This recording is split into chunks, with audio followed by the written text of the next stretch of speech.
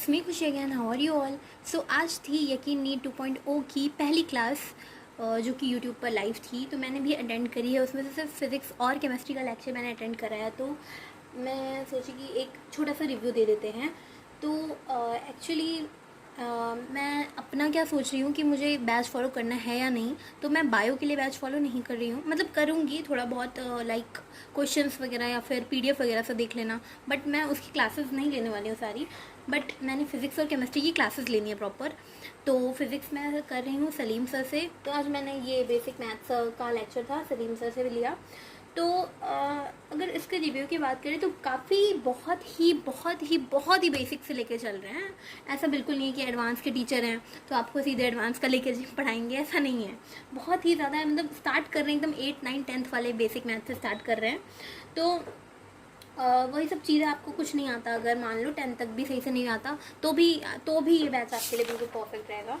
और आज सिर्फ हमने थोड़ा ही पढ़ा, like degree to radian convert करना, स्मॉल एंगल अप्रॉक्सीमेशन, तो ये सारा बहुत काफ़ी सही लगा। और हाँ, एक चीज़ और सर की बहुत सही है कि लाइक इन्होंने क्या किया कि क्लास की ड्यूरेशन को ऐसे बांट दिया है। 120 मिनट की क्लास है, तो फिर 100 मिनट तक ये जो चल रहा है टॉपिक वो पढ़ाएंगे, और लास्ट के 15-20 मिनट में क्या करेंगे, कोई एक बहुत स्पेशल टाइप का, मतलब एक हाई लेवल टाइप अच्छा क्वेश्चन कराएंगे। और एज अ ड्रॉपर हम लोगों ने पूरा सिलेबस ऑलरेडी कर रखा है, तो ये उनके लिए बहुत सही है जिन्होंने पूरा सिलेबस ऑलरेडी कर रखा है। और तो ऐसा क्या होता रहेगा ना, पीछे की चीज़ें भी क्लिक करती रहेंगी, लाइक अप्लाई कैसे करना है चीज़ों को। तो हाँ, तो वो वाला चीज़ काफ़ी सही लगा कि मतलब सिर्फ हम बेसिक मैथ्स पढ़ रहे हैं तो उसी में नहीं उलझे, हम बाकी और भी चीज़ें साथ साथ लाइक कर रहे हैं, दिमाग लगाना सीख रहे हैं, कॉन्सेप्ट लगाना सीख रहे हैं। तो ये चीज़ मुझे फ़िज़िक्स के लिए सही लगी।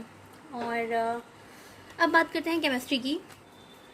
हाँ, तो बात करते हैं केमिस्ट्री की। तो केमिस्ट्री में चल रहा है मोल कॉन्सेप्ट। तो मोल कॉन्सेप्ट तो एक ऐसा चैप्टर है जो कि लाइक बहुत ही ज़्यादा बेसिक है, बेसिक्स ऑफ केमिस्ट्री। तो जिन्होंने पिछले ईयर में अच्छे से कर रखा है उनको थोड़ा सा ये क्लास बोरिंग लग रहा होगा, लाइक बहुत ये चैप्टर ऑलरेडी आ रहा होगा। तो लेकिन मैं स्टिल ये बैच मतलब लेक्चर्स फॉलो करने वाली हूँ केमिस्ट्री के लिए भी, बिकॉज जब भी हम स्टार्ट करते हैं तो हम बेसिक से ही स्टार्ट करते हैं, लेकिन बेसिक से हम जाते हैं फिर धीरे धीरे ऊपर के लेवल पर। तो मैं फिर से ये सारी चीज़ों को रिवाइज़ करूँगी, लेकिन मैं क्या कर रही हूँ, फिज़िक्स के नोट्स बना रही हूँ, बट इसके नोट्स नहीं बना रही, बिकॉज मैंने पहले भी सुधांशु सर से ही पढ़ा है फिज़िकल केमिस्ट्री। तो इनके नोट्स मेरे पास ऑलरेडी हैं, और सर खुद कहते हैं क्लास में कि क्वेश्चन पे फोकस करो और notes as a short notes ही बनाओ।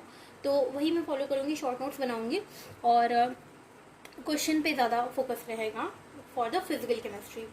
तो आज की क्लास बहुत ज़्यादा बेसिक थी, लाइक एटॉमिसिटी और एटम्स, नंबर ऑफ एटम्स और ये सब निकलवाना। तो ये सब काफ़ी ज़्यादा एज अ ड्रॉपर बहुत ही इजी ही लगा। तो मैं क्या करूँगी अब से कि मैं क्वेश्चंस पे ज़्यादा अब फोकस करने वाली हूँ एज़ कम्पेयर टू थ्योरी, क्योंकि मतलब हमें पहले से आती है चीज़ें जो, तो उस पर हमें ज़्यादा टाइम स्पेंड करने की ज़रूरत नहीं है।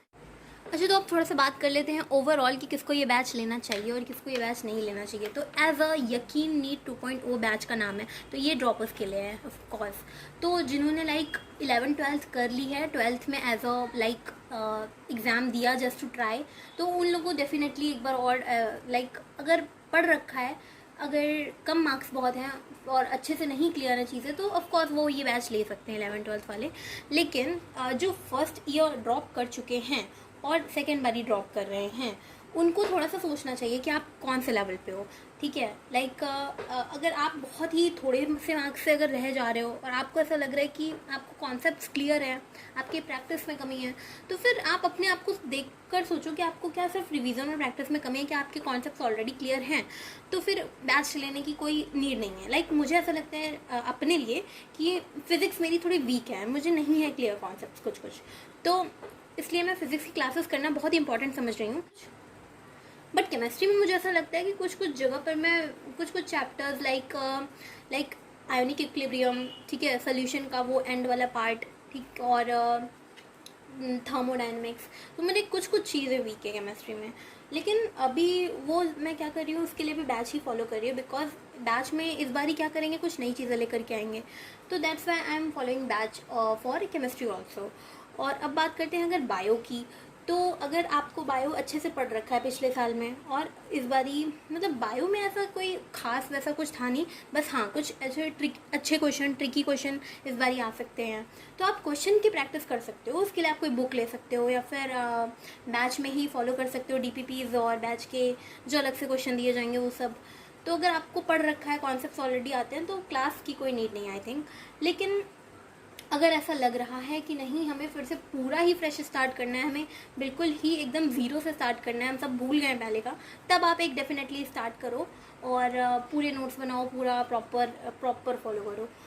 तो हाँ, तो बात यह है कि बैच पे ऐसा मतलब अगर आपको ट्रस्ट नहीं है, ट्रस्ट तो देखो रखो, क्योंकि बैच में वही सारी फैसिलिटी है, आपके मोर देन एनफ चीज़ें मिल रही हैं, बट आपको उसको कैसे लेना है, आपको कैसे उसको यूज़ करना है, वो आपके ऊपर डिपेंड करता है। ठीक है, मतलब बैच में तो सर लोग मतलब कहते हैं कि अगर आप पूरा कंप्लीट फॉलो करते हो तो उसका ज़रूर से सिलेक्शन होगा, है ना। तो अब आप कहाँ पे हो और आपको किस लेवल से चीज़ें फॉलो करनी है, ये आपके ऊपर डिपेंड करता है। So this is for today, I hope you like the video, thanks for watching.